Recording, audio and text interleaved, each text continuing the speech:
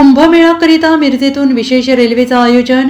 हुबळी, मिरज, पुणे, मनमाड, जबलपूर मार्गे प्रयागराज येथे जाण्यासाठी दक्षिण पश्चिम रेल्वेनं विशेष रेल्वे सेवा सुरू केली आहे आणि या गाडीचा क्रमांक 07379 असून ही गाडी दर रविवारी रात्री म्हणजे सोमवारी पहाटे हुबळी येथून रात्री 12:40 निघेल. मिरज येथे सकाळी 8:35 सुटेल. प्रयागराज येथे दुसऱ्या दिवशी सायंकाळी 6:30 पोहोचेल. कुंभमेळ्यासाठी जाणाऱ्या भाविकांसाठी या गाडीमध्ये sleeper class 470, 3 tier AC class 130, 2 AC 20 आसने उपलब्ध आहेत.